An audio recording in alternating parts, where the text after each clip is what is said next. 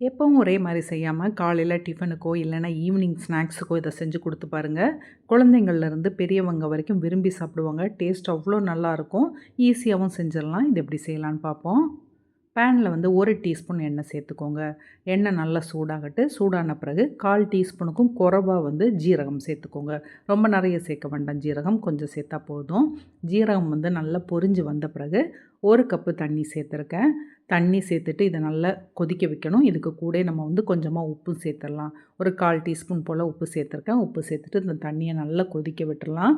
1 cup தண்ணி எடுத்துருக்கனால 1 cup ரவை எடுத்துக்கோங்க. ரவைக்கு தகுந்தபடி தண்ணி எடுத்துக்கோங்க. இப்போ ரவைய வந்து நல்லா கலந்து விட்டுறலாம்.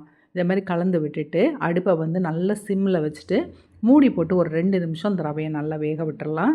ரவை இது மாரி வெந்து நல்லா கெட்டியாயிரும். இந்த மாரி இருக்கும். உடனே நீங்க வந்து அடுப்ப ஆஃப் ஆக்கிட்டு, இத மூடி தனியா எடுத்து வச்சுருங்க. ஒரு 10 நிமிஷம் இது நல்லா ஆறட்டு. இப்போ இதுக்கு தேவையான மசாலா ரெடி பண்ணிடலாம். கடாயில கொஞ்சமா எண்ணெய் சேர்த்துருங்க. எண்ணெய் நல்லா சூடான பிறகு ஒரு 1/4 டீஸ்பூன் சோம்பு போட்டு நல்லா பொரிய விட்டுறலாம். அது பொரிஞ்சு வந்த பிறகு ஒரு பெரிய வெங்காயம் சின்னதா வெட்டினது, அதையும் போட்டு ஒரு நிமிஷம் வதக்கி விட்டுடலாம். வெங்காயம் வந்து லைட்டாக கலர் மாறி வர டைமில் இஞ்சி பூண்டு பேஸ்ட்டு சேர்க்கணும். ஒரு 1/2 டீஸ்பூன் வந்து இஞ்சி பூண்டு பேஸ்ட்டு சேர்த்துக்கோங்க. அதையும் சேர்த்து ஒரு 2 நிமிஷம் நல்லா வதக்கி விட்டுறலாம். வெங்காயமும் வதங்கி இந்த இஞ்சி பூண்டுக்குள்ளே இந்த பச்சை ஸ்மெல்லும் போகிற வரைக்கும் நல்லா வதக்கிட்டு, இதில் தக்காளி சேர்க்கணும். ஒரு மீடியம் சைஸ் தக்காளி நல்ல சின்னதாக வெட்டி சேர்த்துருங்க. இப்போ நம்ம தேவையான அளவு உப்பையும் சேர்த்துடலாம். அப்படின்னா டக்குன்னு வந்து தக்காளி நல்லா வதங்கி வந்துடும். தக்காளி வந்து நல்லா வதங்கணும். துண்டு துண்டாக இருக்கக்கூடாது. நல்லா வதக்கிக்கோங்க.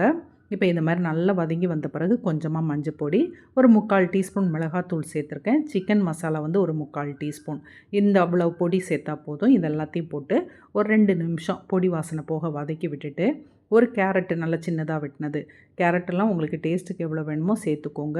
ஒரு 3 பீன்ஸ் அதையும் சின்னதாக வெட்டி சேர்த்துருக்கேன். எந்த அளவுக்கு சின்னதாக வெட்ட முடியுமோ அந்த அளவுக்கு வெட்டி சேர்த்துருங்க. சேர்த்துட்டு ஒரு 2, 3 நிமிஷம் இந்த மசாலாலாம் போட்டு இந்த நல்லா வதக்கிடலாம். காயெல்லாம் நல்லா வதக்கிடலாம். அதேமாதிரி காய் உங்களுக்கு என்னெல்லாம் வேணுமோ உங்களுக்கு பிடிச்சது சேர்த்துக்கோங்க. சின்னதாக வெட்டி சேர்த்துக்கோங்க.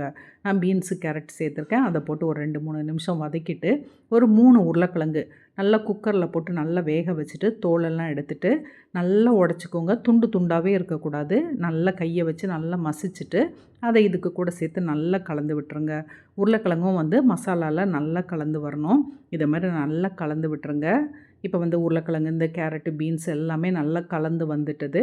கொத்தமல்லி இலை கொஞ்சம் நிறையவே சேர்த்துக்கோங்க. சின்னதாக வெட்டி சேர்த்துக்கோங்க.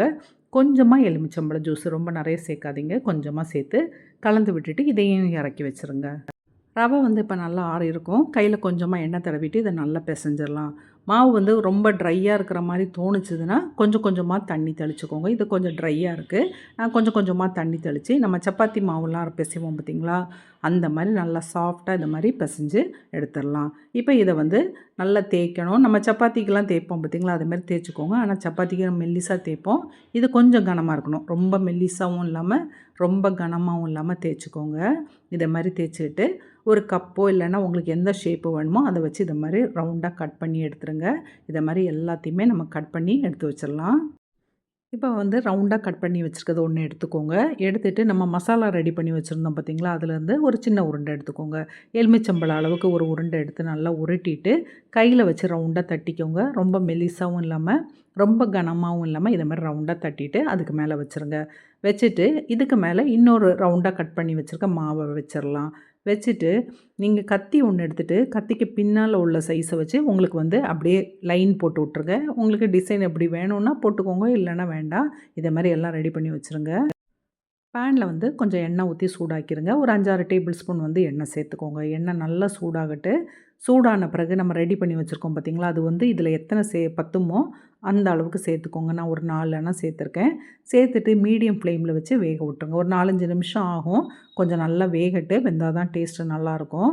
இப்போ வந்து ஒரு பக்கம் வெந்த பிறகு திருப்பி போட்டு அடுத்த பக்கம் அதே மாதிரி மீடியம் ஃப்ளேமில் வச்சு 2 பக்கம் இதே மாதிரி நல்லா வேக வச்சு எடுத்துருங்க. நடுவுலலாம் கொஞ்சம் அப்படியே எண்ணெயில் அப்படியே சுற்றி விட்டுக்கோங்க. சுற்றி விட்டிங்கன்னா நடுவுலையும் கொஞ்சம் நல்லா வெந்துடும். இதை மாதிரி எல்லாத்தையும் சுட்டுட்டு எடுத்து வச்சுருங்க. இப்போ வந்து ரெடி ஆகிட்டுது. இதை ட்ரை பண்ணி பாருங்கள். ரொம்ப கிறிஸ்பியாக இருக்கும். டேஸ்ட்டும் ரொம்ப நல்லாயிருக்கும். ட்ரை பண்ணி பார்த்துட்டு எப்படி இருக்குன்னு கமெண்ட் பண்ணுங்கள். வீடியோ பிடிச்சிருந்தால் லைக் பண்ணுங்கள், சப்ஸ்கிரைப் பண்ணுங்கள். தேங்க்யூ. அடுத்த வீடியோவில் பார்க்கலாம்.